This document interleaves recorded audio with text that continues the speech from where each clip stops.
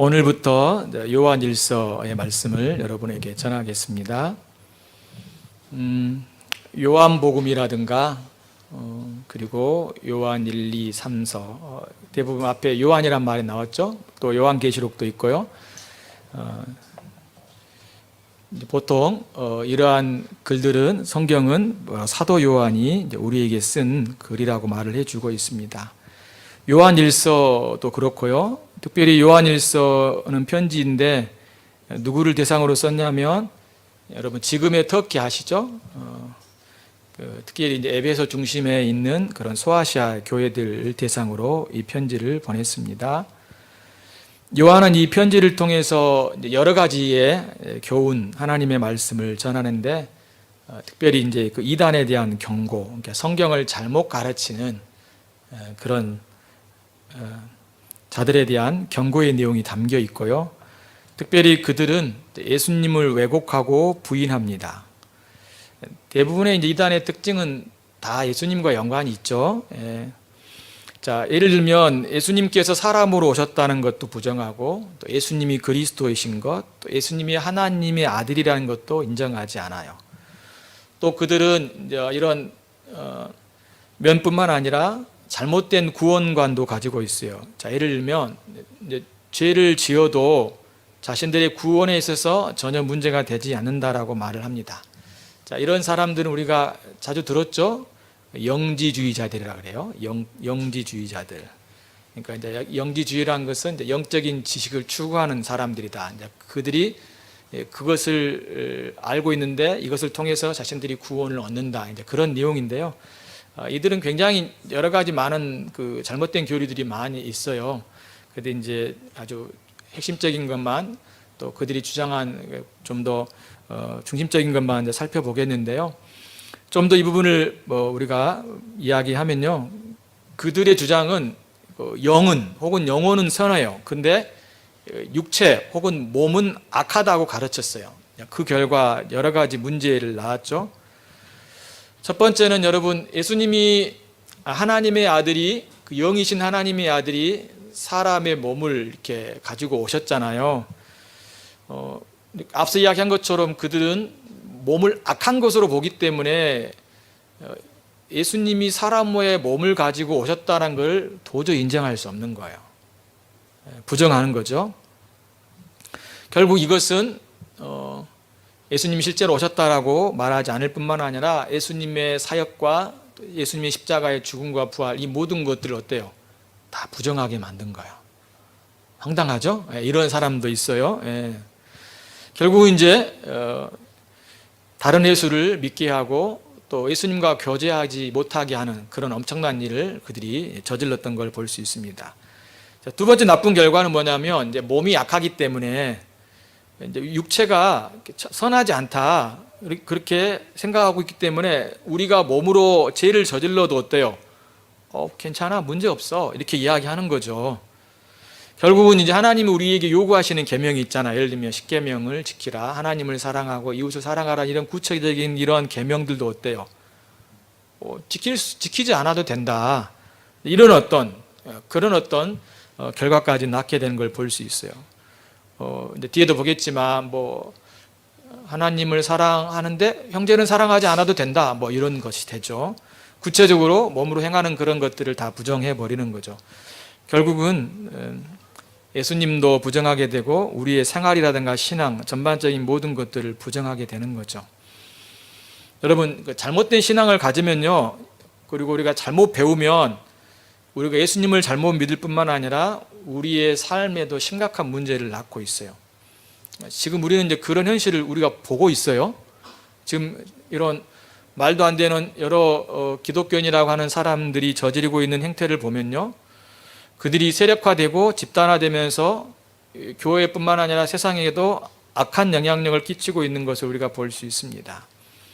그래서 세상 사람들이, 저도 몇 사람을 이렇게 간접적으로 만나고 전화하면 요즘 너무나 사람들이 교회에 대해서 손가락질을 많이 한다 그래요. 만나자마자 욕하고, 심지어 이제 기독교인이라고 알고 있음에도 불구하고 그 사람 앞에서 그렇게 하는 시대가 돼버렸어요.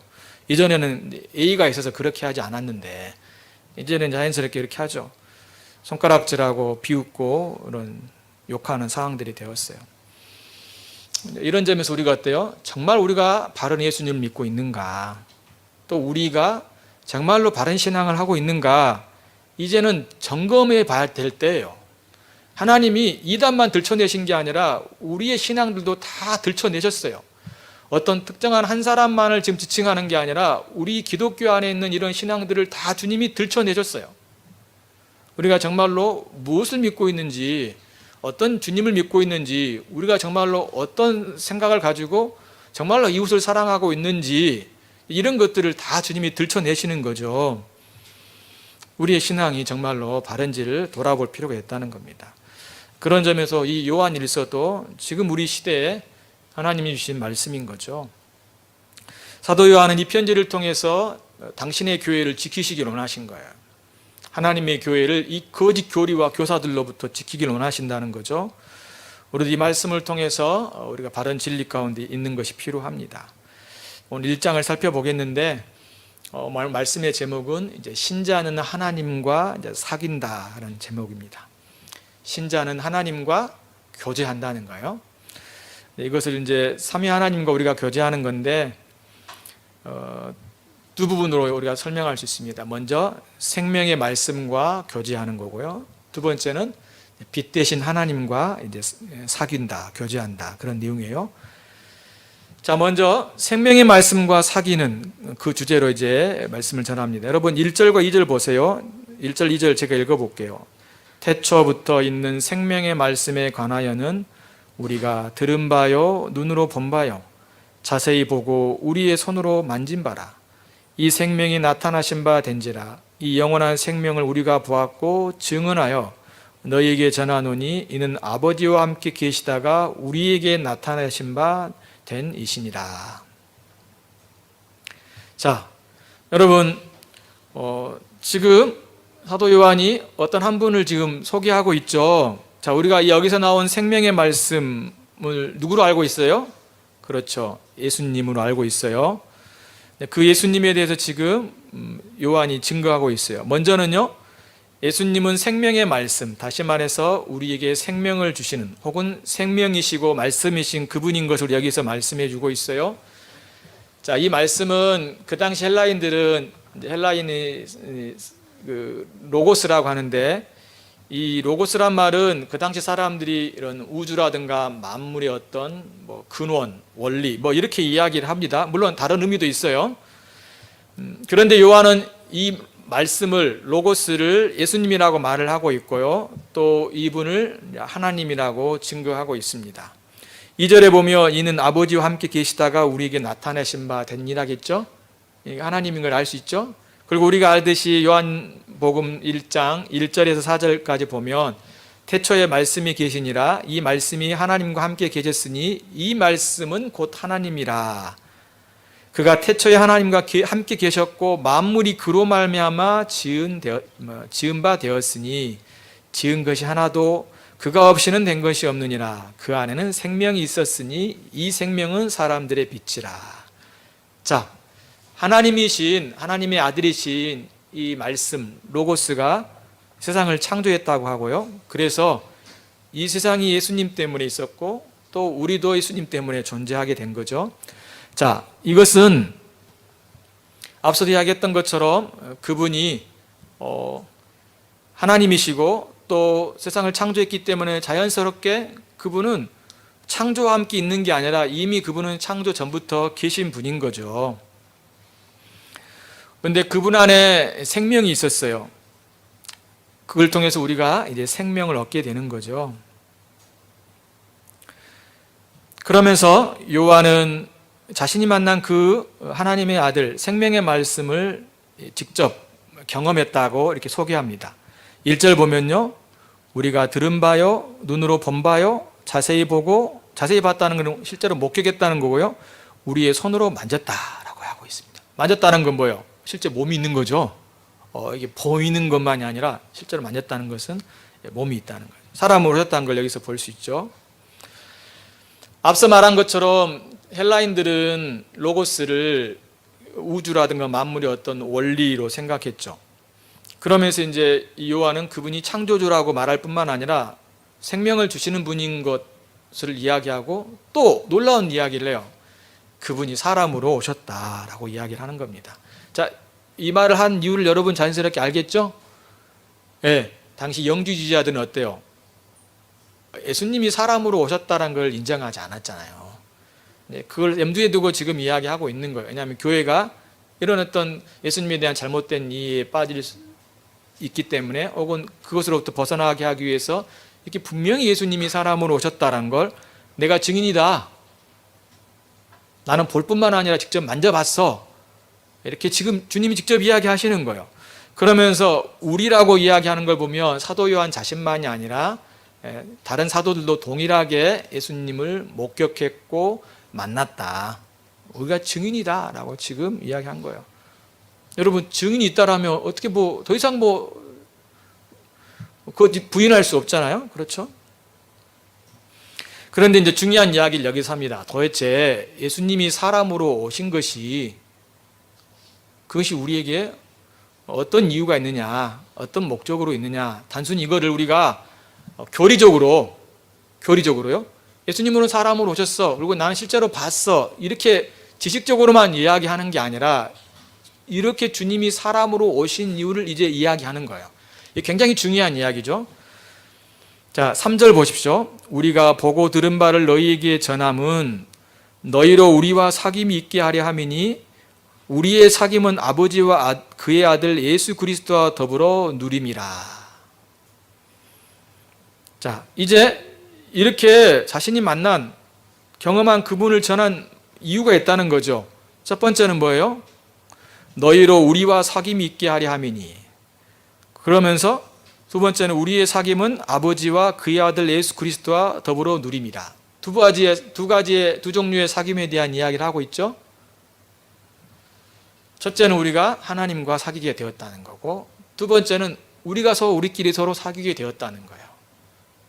자, 예수님이 사람으로 오신 중요한 이유가 예수님을 통하여서 우리가 하나님과 사귀게 되고 또 우리가 또 사귀게 되었다라는 놀라운 진리를 우리에게서 전해주고 있다는 것입니다. 예수님이 사람으로 오심으로 이러한 사귐이 이러한 교제가 가능하게 되었어요. 자, 우리가 이렇게 예배일 중에 주님과 교제하고 또 성도들이 서로 교제하고, 그렇죠. 이 모든 것들이요, 예수님이 오심으로, 사람으로 오심으로 이 놀라운 사귐과 교제가 가능하게 되었다는 거예요. 여기서 하나님 아버지의 마음을 느낄 수 있겠죠? 정말로 주님은 우리와 사귀고 싶어 하는 거예요. 자신의 아들을 주시면서까지 우리를 만나고 싶어 하시는 거예요.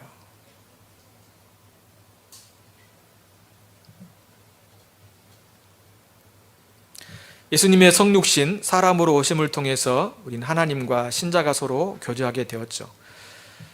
그래서 우리는 이렇게 모이게 된 것도 어때요? 주님이 우리를 불러주셨고 바로 예수님을 통해서 우리가 교회로 모이게 된 것이죠. 하나님이 그리스도를 통하여서 우리를 부르시지 않았다면 사실은 우리가 이렇게 모이고 교제할 수 없습니다.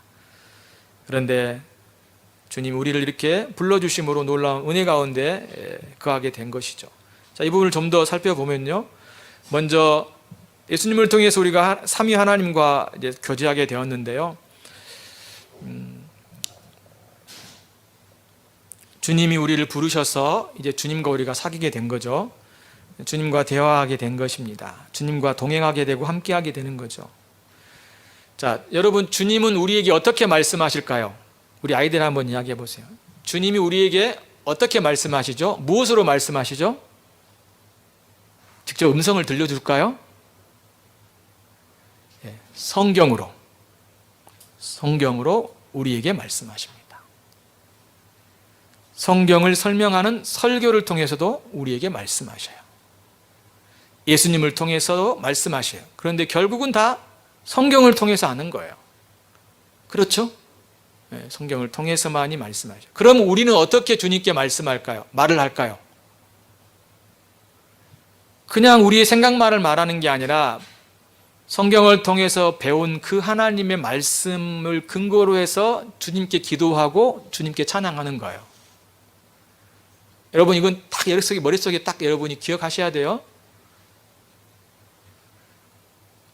만약 성경이 필요 없고 그냥 우리끼리 이야기하고 그것이 찬양이고 다 그것이 기도라면 사실 뭐 성경 필요 없잖아요. 그렇죠, 여러분? 성경 필요 없잖아요. 성경 없어도 하나님과 대화할 수 있잖아요. 근데 하나님은 우리에게 그렇게 말씀하시자, 그렇게 교제하지 않으셔요. 성경을 통해서 우리에게 말씀하시고 우리가 배운 그 성경을 토대로 해서 하나님께 찬양하고 하나님께 기도하는 거예요. 그것이 기독교가 다른 종교와 다른 근본적인 아주 핵심적인 내용이에요. 그래서 여러분이 기도할 때도 하나님 말씀을 잘 생각하면서 그에 따라서 기도하고, 찬양할 때도 항상 하나님 말씀 안에서 떠나지 않고 찬양해야 되고, 우리의 삶도 하나님의 말씀 안에서 믿고 의지하며 순종하며 살아가는 것이 신앙의 핵심적인 내용이에요. 저는요 성경 없이도요 기도해요. 물론 성경 없이 우리가 기도할 수 있지만 성경이 항상 입각을 해서 기도해야 돼요. 성경을 토대로 성경의 내용을 가지고 그런 정신을 가지고 여러분이 기도하는 게 필요해요. 또 하나님 우리에게 많은 은혜를 주셨죠. 모든 것이 다 하나님으로부터 오는 거예요. 그래서 야고보는 1장 17절 보면 온갖 좋은 은사와 온전한 선물이 다 위로부터 빛들의 아버지께로부터 내려오나니 그는 변함도 없으시고 회전하는 그림자도 없으시느니라고 말해주고 있어요. 자, 모든 선물 누구로부터 올까요? 다 하나님께로부터 와요. 물론 하나님이 사람들을 통해서 주셔요. 그렇죠? 여러 그런 매체들을 통해서 우리에게 주셔요. 수단들을 통해서. 그런데 그 모든 것들이 다 하나님으로부터 온 거예요. 그러니까 우리가 받은 모든 것들은 어때요? 항상 하나님이 주신 것에 대해 감사해야 돼요. 밥 먹을 때만 기도하는 게 아니라 우리의 삶 속에 주는 모든 것들이 하나님이 주신 선물이다라는 생각들을 늘 가질 때 어때요? 우리가 감사하게 되고 하나님 의지하게 되죠. 그리고 하나님은 사람들을 통해서 주시니까 그분들에게도 감사해야겠죠. 이렇게 하나님은 우리에게 놀라운 은혜를 주시는 분이셔요. 그래서 성경은 하나님이 아브라함을 향해서 친구라고 이야기했어요. 우리가 하나님과 친구가 될 수 없죠. 그런데 친구라고 이야기하면서 아주 가까운 사이가 될 수 있는 걸 말씀해 주고 있어요. 놀라운 은혜이죠. 이렇게 우리는 성경과 또 성령 하나님을 통해서 하나님의 마음과 뜻을 알고 또 우리는 그분의 뜻에 따르고자 하는 그런 모습이 바로 우리가 하나님과 교제하고 있다는 겁니다. 우리가 신앙생활을 하는 것은 무서움 때문이 아니라 그분을 사랑하고 그렇지만 두려워하면서 우리가 주님을 의지하며 섬기는 거죠. 그분이 우리 아버지가 되시고 또 우리의 창조주가 되시기 때문에 그렇습니다. 자, 이렇게 하나님과 우리가 교제하죠. 그리고 우리는 하나님만이 아니라 성도들과도 서로 교제합니다. 코로나 때문에 우리가 교제하는 것들이 어렵죠. 어렵지만 저번에 내가 말씀드렸던 것처럼 이제는 우리가 좀 더 다양한 방식으로 교제하는 것이 필요해요. 그리고 이제 우리가 수동적이기보다 이제 좀 더 자기의 의지가 필요한 시대가 됐어요. 전화도 하고 또 연락도 하고 또 소식도 묻고 서로 교제하는 거, 이런 시대가 된 것이죠. 하나님 우리에게 적극적으로 이런 것들을 어려운 형편에서도 이제 하기를 원하시는 것들을 볼 수 있습니다. 자, 아무튼 우리가 서로 교제할 수 있다는 것은 축복이에요. 자, 만약 우리 아이들이 있지만 혼자 집에 있으면 어때요? 혼자 잘 지낼 것 같죠? 처음에는. 근데요, 이제 심심해요. 그래서 나랑 마음이 같고 생각이 같고 또 물론 서로 좀 다르긴 하지만 그래도 같이 있을 수 있는 사람이 있으면 어때요? 좋죠? 외롭지 않죠? 심심하지 않죠? 그렇죠? 그리고 또 힘들 때는 도움이 되고 또 위로가 되고 또 그렇죠. 이런 놀라운 은혜가 있는 걸 볼 수 있습니다. 교회도 바로 그런 공동체예요. 주님을 같이 믿고 있기 때문에 우리가 서로 마음이 통하고 또 그 예수님 안에서 함께 주님을 섬기며 서로 돕고 한 형제로 여기며 이렇게 우리가 살고 있다는 것입니다. 하나님 이렇게 놀랍게 우리에게 교회를 주셨어요. 그 중심에는 누가 있을까요? 예수님이 계시죠. 예수님. 자, 예수님이 빠지면 이제 거기는 온전한 사귐이라고 말할 수 없어요. 왜냐하면 예수님 때문에 우리가 하나님과 사귈 뿐만 아니라 예수님 때문에 우리가 서로 사귀게 되잖아요. 그래서 항상 교회 공동체가 모이면 예수님 중심으로 모이는 게 필요해요. 늘 예수님 이야기만 하라는 게 아니라 예수님의 마음을 갖고 예수님의 생각을 하고 또 예수님을 닮고자 하고 그리고 또 하나님의 말씀, 예수님의 말씀에 따라 우리가 서로를 섬기는 일들이 무엇보다도 필요하다는 거죠. 그래서 초대교회는 어때요? 그들이 모일 때마다 사도들의 가르침을 받아 서로 교제하며 떡을 떼며 오로지 기도하기를 힘썼다라고 말해주고 있습니다. 거기에 가르침이 하나님의 말씀이 예수님의 말씀이 중심이 된 걸 우리가 볼 수 있죠. 자, 정리해 보면 이거죠. 예수님이 사람으로 오신 것은 단순히 지식적으로 교리적으로 가르침에 머무른 게 아니라는 거죠. 그분의 오심 자체가 실제적인 행동이고 그분의 실제적인 오심을 통해서 우리에게 무엇을 요구하고 또 어떤 은혜를 베풀어 둔지를 이야기를 하고 있어요. 그분의 오심으로 우리가 하나님과 교제하게 됐고 그분의 오심으로 우리가 서로 교제하게 되는 놀라운 은혜를 갖게 되었다라고 말씀해 주고 있습니다. 예수님은 하늘로 올라가셨지만 이제 성령을 통하여서 그분의 말씀을 통하여 주님께서 주시는 놀라운 은혜의 수단들을 통하여서 우리가 하나님과 교제하는 은혜 가운데 거하게 되었다는 것입니다. 그래서 여러분들이 하나님과 교제뿐만 아니라 성도와의 이러한 교제도 그리스도를 통해서 우리에게 주신 놀라운 선물인 걸 알고 귀중하게 여기고 또 교제하기 힘쓰시는 여러분의 삶이 되기를 바랍니다. 그리고 여러분 4절에 보면 우리가 이것을 쓰면 우리의 기쁨이 충만하게 하려 합니다. 그리스도의 오심과 그분을 통하여 하나님과 교제하고 성도들과의 교제하는 이 모든 것들이 또 이 편지를 쓴 목적도 어때요? 우리의 기쁨을 위한 것이라고 말해주고 있습니다. 신앙생활은요, 기쁜 것입니다. 주님과 교제하고 우리가 서로 함께 교제하는 것이 놀라운 하나님의 기쁨이라고 말씀해 주고 있습니다. 자, 두 번째 부분을 보겠습니다. 이제 두 번째 부분은요, 좀 더 어떤 부분에 집중하냐면 두 번째 요점은 빛 대신 하나님과 교제인데 우리가 앞서 이야기했던 것처럼 예수님의 오심을 통해서 우리가 하나님과 교제하게 되었잖아요. 근데 사도 요한은 여기서 뭘 강조하냐면 그 하나님이 빛이시다. 그걸 여기서 강조하고 있어요. 그 이유를 이제 제가 설명하겠는데요. 먼저 5절을 한번 제가 읽어봅니다. 우리가 그에게서 듣고 너희에게 전하는 소식은 이것이니 곧 하나님은 빛이시라 그에게는 어둠이 조금도 없으시는 것이니라. 6절 만일 우리가 하나님과 사귐이 있다 하고 어둠에 행하면 거짓말을 하고 진리를 행하지 아니함 이거니와. 그렇죠. 6절에서 이야기하고 7절에서도 그렇고 여기서 사귐이라는 단어가 반복되고 있는 걸 볼 수 있습니다. 사귐.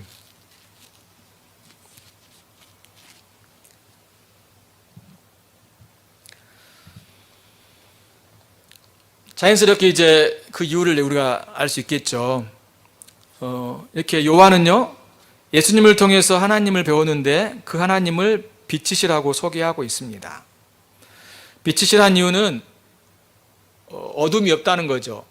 이건 이제 비유적인 표현인데 어둠이 없다는 것은 죄가 없다는 말이에요. 다시 말해서 하나님은 거룩하시고 영광스러운 분이신 걸 말씀해 주고 있어요. 자, 그런데 우리가 비단에 거하면 우리가 주님과 사귐다라고 이야기를 하고 있습니다. 사귐에 대한 이야기를 여기서 다시 한번 하고 있죠.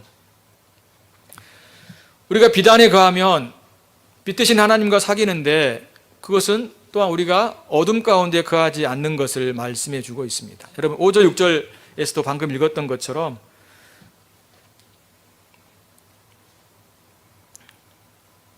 특별히 6절에 보면요, 어둠에 행하면 거짓말을 하고 진리를 행하지 않는다고 이야기를 하고 있습니다.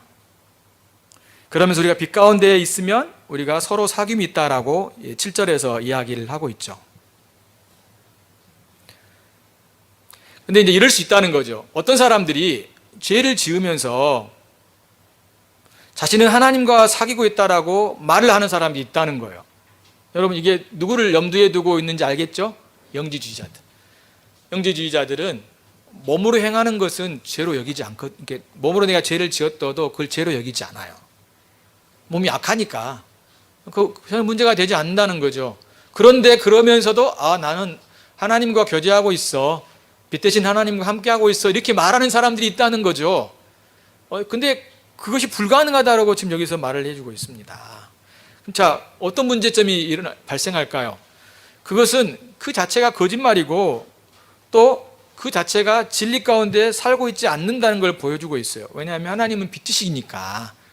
그렇잖아요. 거기에 그치지 않아요. 어떤 문제점이 또 있을까요? 여러분 8절에 보면 만일 우리가 죄가 없다고 말하면 스스로 속이고 또 진리가 우리 속에 있지 아니할 것이라고 말합니다. 우리 죄 없어. 죄를 지어도 그렇게 말하는 사람들이 있다는 거죠. 근데 이것은 이미 자신을 속이는 거고 진리가 또 그들 속에 있지 않는 것을 여기에서 말씀해 주고 있습니다. 앞서 이야기했던 것처럼 영지주의자들은 영적인 지식을 가지면 구원을 얻을 수 있다라고 말을 합니다. 그들만이 그러한 지식을 통해서 구원을 얻는다라고 주장을 해요. 그러면서 구원을 얻었기 때문에 죄의 문제가 완전히 해결됐다라고 이야기를 합니다. 그런데 그것은 자신을 속이는 거예요.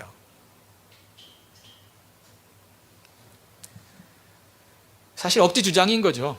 그럴 수 없는 거죠. 참 이걸 보면 어때요?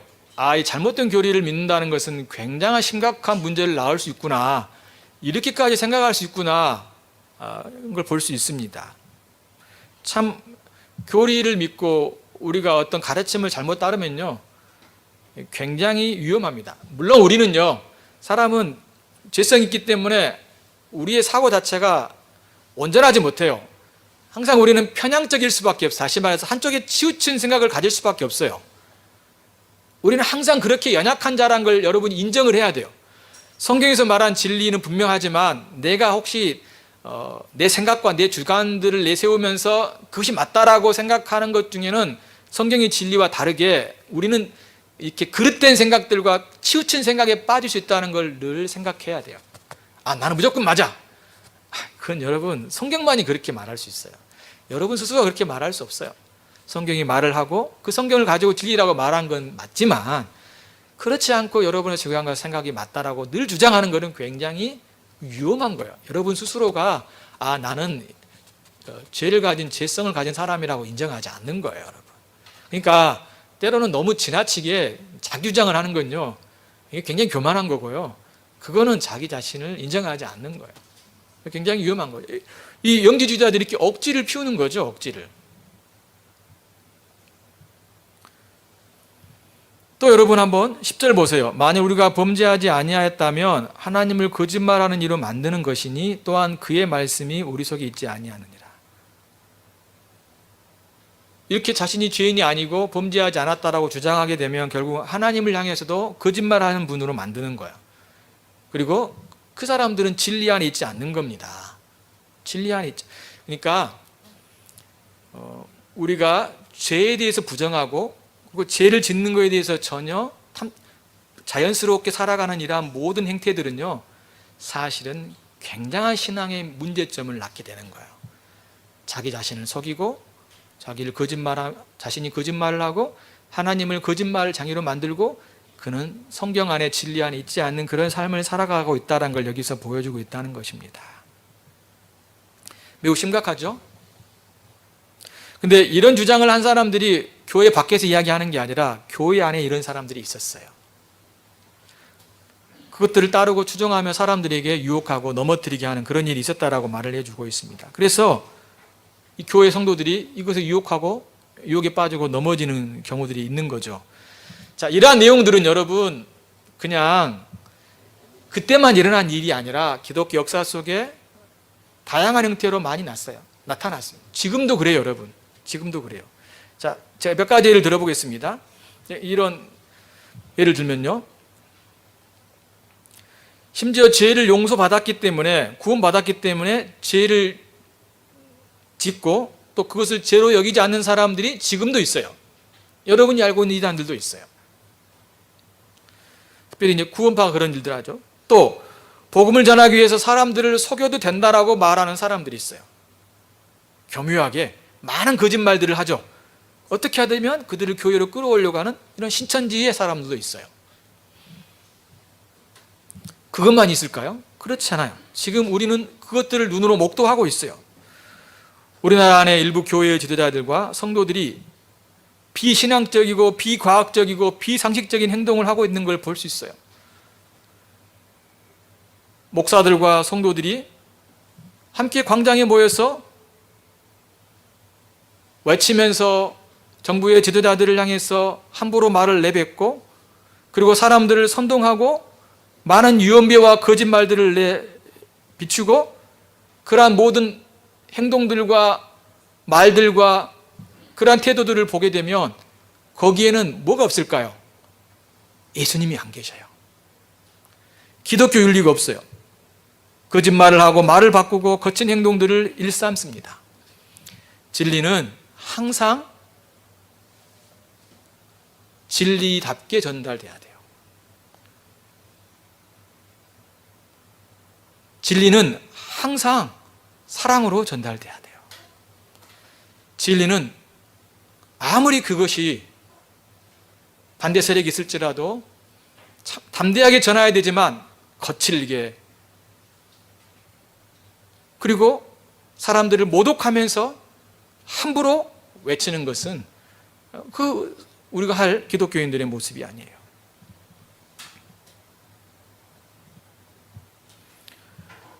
기독교가 정치화되고 세력화되게 되면 사실 많은 문제점들을 갖게 되는 걸 볼 수 있습니다. 그것은 오히려 타락한 길로 가게 되는 것이죠.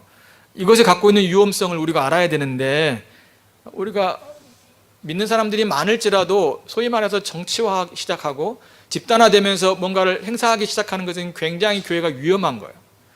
그런 일은 있으면 안 돼요. 그런 일이 있으면 안 돼요. 오히려 우리의 방법들을 추구해야 돼요.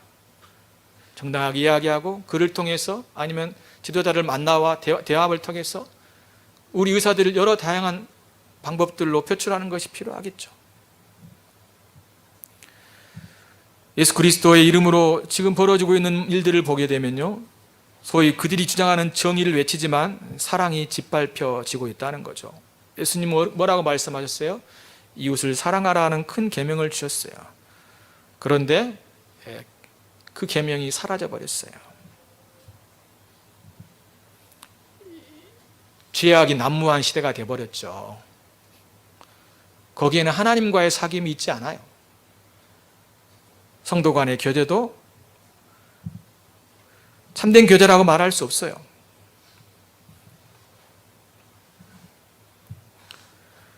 다시 회복할 수 있는 길은 뭘까요? 오늘 말씀에 나오죠? 7절 보십시오. 그 아들 예수의 피가 우리를 모든 죄에서 깨끗하게 하실 것이라고 말해주고 있습니다. 9절 보세요.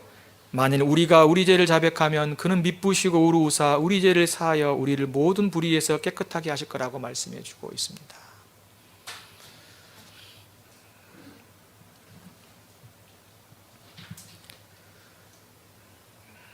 예수님만이 우리의 죄를 용서해 주시고 우리를 다시 새롭게 하실 수 있는 분이라고 말씀해 주고 있습니다. 우리가 지금은 손가락질 하기보다요, 같이 아파하면서 기도해야 될 때예요. 기도할 때요.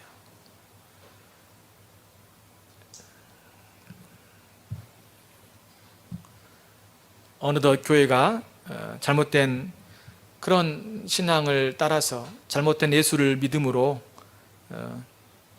죄와 타협하고 또 죄를 서슴없이 짓고 있는 그런 현실 가운데 빠지게 되었습니다. 이것은 우리가 빛 대신 하나님과 교제하지 못하고 있는 모습을 보여주고 있는 것입니다. 우리가 함께 기도하십시다. 하나님의 은혜와 자비가 있을 수 있도록 우리 자신들을, 또 기독교인들의 신앙을 돌아보면서 정말로 우리가 이웃을 사랑하는지, 하나님을 사랑하는지 우리가 돌아보면서 이때 우리가 하나님 은혜와 자비를 구하고 다시 우리의 신앙이 회복되어야 되겠습니다. 우리가 너무 이기적이잖아요. 그렇죠? 너무 고집도 세고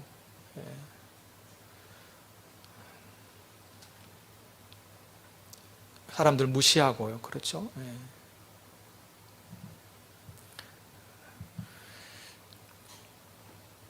그가 진리를 가졌을지라도 그렇게 대하는 것은 적절하지 않아요. 예수님은 어떻게 하셨어요? 죄인들을 향해서, 세상을 향해서 죽으셨어요. 희생하시고 당신의 사랑을 나타내셨던 걸 볼 수 있습니다.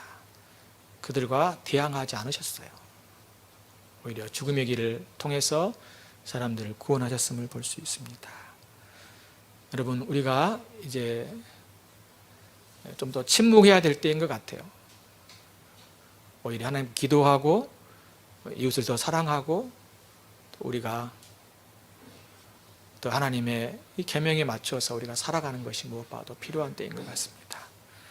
다시 한번 여러분이 우리는 그리스도를 통하여서 하나님과 성도와 교제할 뿐만 아니라 빛 대신 주님과 교제하고 있습니다.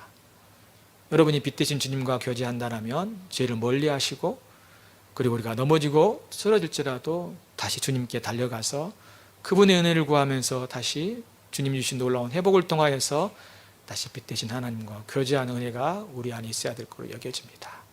이것이 우리와 주님과의 교제이고 우리가 성도들 간의 놀라운 하나님의 교제입니다. 이런 은혜가 우리 있을 수 있도록 우리가 함께 기도하고 이러한 삶을 추구할 수 있도록 우리가 함께 노력해야 될 것 같습니다. 말씀 생각하시면서 또 더 의지하시는 여러분의 삶이 되시기를 바랍니다. 기도하겠습니다. 이 말씀 생각하면서 같이 기도하십시다. 함께 기도합시다. 우리 자신들을 위해서 기도하고 또 이 땅에 하나님 백성들을 위해서 기도하고 또 주의 자비와 은총이 있을 수 있도록 하나님 긍휼히 여겨 달라고 기도하십시다.